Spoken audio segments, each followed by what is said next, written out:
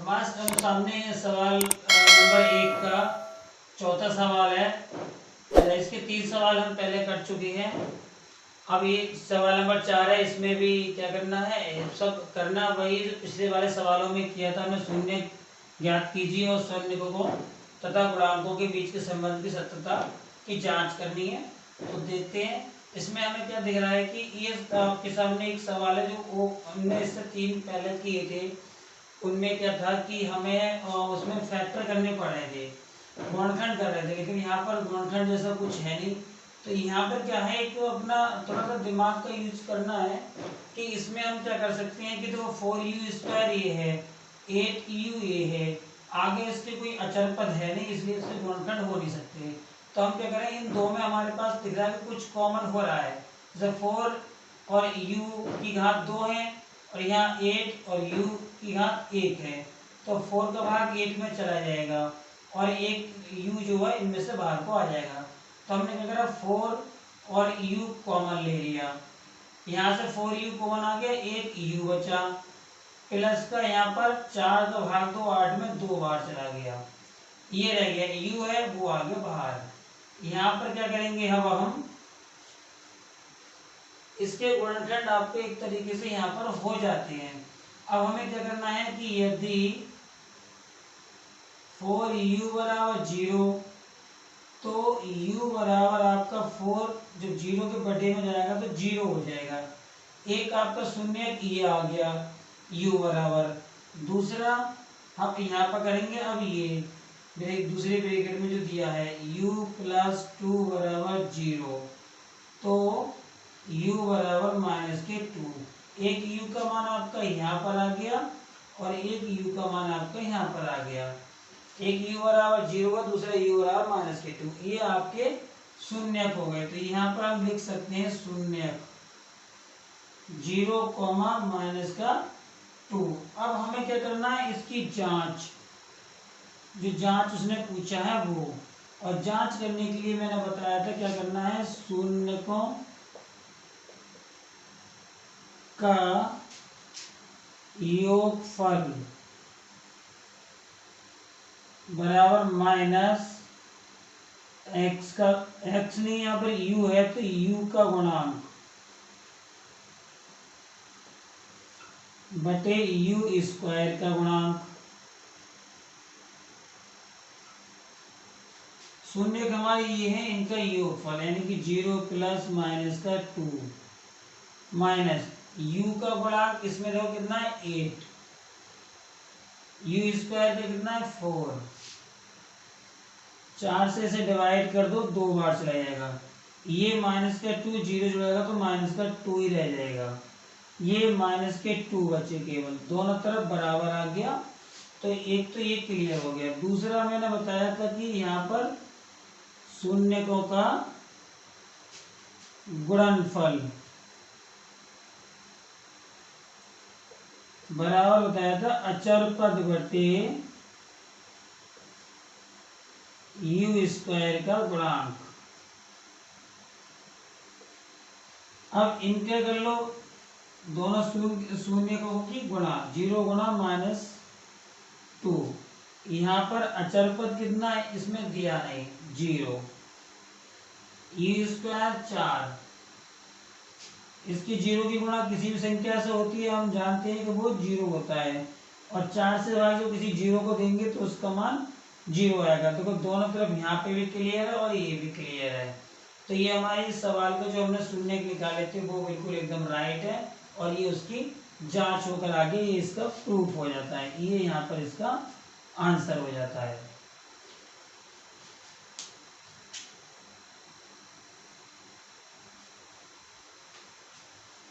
सवाल नंबर 5, यहाँ पर t² - 15, इसके कोई भी आपके गुणनखंड नहीं होंगे। हम सीधा सीधा इसको क्या कर सकते हैं कि इतना करेंगे हम डायरेक्टली इसको, यदि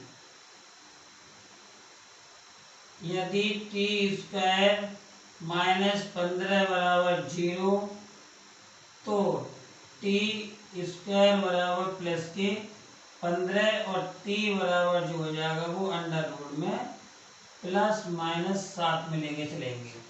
एक बार हम कह सकते हैं कि शून्य हमारे माइनस के अंडर रूट 15 आएंगे और दूसरा प्लस के अंडर रूट 15 आ जाएंगे। ये हमारे शून्यक हो गए दोनों के दोनों। इसके आगे लिख देते हैं हम शून्यक।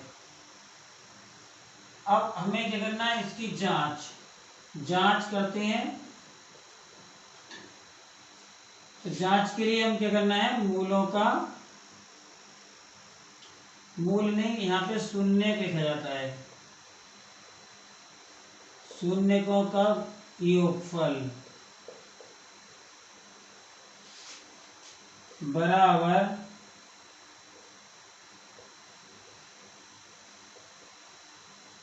टी का गुणांक बटे टी स्क्वायर का गुणांक।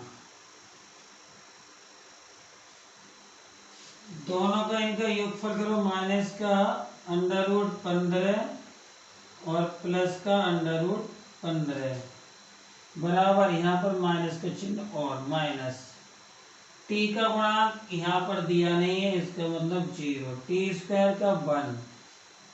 देखो माइनस के अंडर रूट 15 में से प्लस के अंडर रूट 15, तो ये तो प्लस माइनस दोनों आपस में वैसे ही कैंसिल होकर कट गए, 0 हो गया। 1 से 0 को भाग दोगे तो 0, ये तो क्लियर हो गया। थोड़ा सा ऊपर लिख देता हूँ, बराबर 0।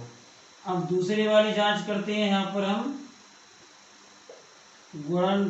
शून्यकों का गुणनफल बराबर हो जाता है आपका अचर पद बटे टी स्क्वायर का गुणांक। इनकी गुणा करो, माइनस अंडर रूट 15 गुणा प्लस के अंडर रूट 15। अचर पद यहाँ पर कितना है आपका, माइनस का 15 और टी स्क्वायर जो है वो आपका 1। देखो अंडर रूट में जब माइनस तो ऐसे रहेगा, अंडर रूट में 15 अंडर रूट में 15, जब इस तरीके की आपकी गुणा होती है तो अंडर रूट जो होता है क्या होता है, वो एक तरीके से। इसको मैं अगर सही तरीके से समझाऊं, जैसे दोनों संख्या एक सी है आपकी। अब ये अंडर रूट 15 है, इधर अंडर रूट 15 है, ये दोनों दो है, दोनों सेम है। अगर हम इसको जब गुणा में अगर इसको लिख दें तो हम इसको इस तरीके से लिख सकते हैं, देखो इस टाइप से। अब स्क्वायर से इसका अंडर रूट हटेगा, केवल 15 बचेगा।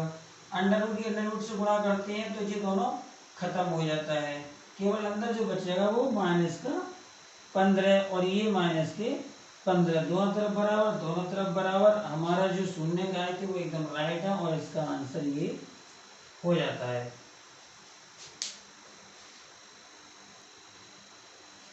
प्रश्नावली का अगला सवाल 6 नंबर, जिसमें कहा 3x स्क्वायर माइनस का x माइनस का 4।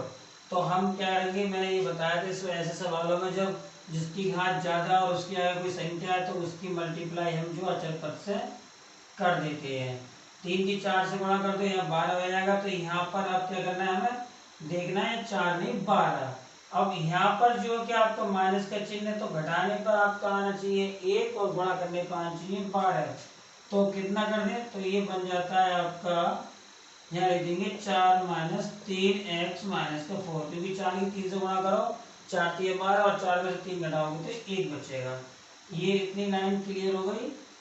3x स्क्वायर माइनस के अंदर गुणा कर दो, माइनस का 4, x की भी गुणा कर दो, माइनस माइनस प्लस 3x की 3x माइनस का 4, यहाँ से कॉमन 3 तो होगा नहीं, केवल x कॉमन, 3x बचा माइनस का 4, इसमें से केवल प्लस का 1 कॉमन होगा, 3x माइनस का 4, 3x माइनस का 4 एक ब्रैकेट में और x प्लस 1 एक ब्रैकेट में। यदि करके हम क्या करेंगे, x बराबर मान निकाल लो, तो 3x बराबर 4 हो गए और x बराबर 4/3 हो गए। अगला, यदि x प्लस 1 बराबर 0 तो x बराबर माइनस का 1। शून्य जो आ गए हमारे वो आ जाते हैं 4/3 कॉमा माइनस का 1, ये यहाँ पर शून्य बन जाते हैं।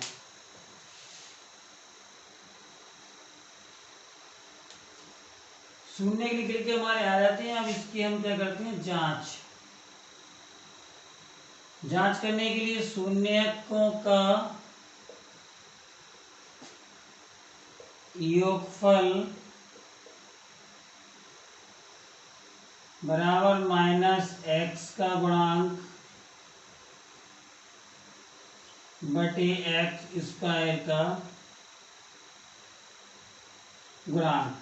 शून्य का हमारे पास 4/3 और प्लस का चिन्ह लगाएंगे, लेकिन ये माइनस का बन है तो ये माइनस का हो गया।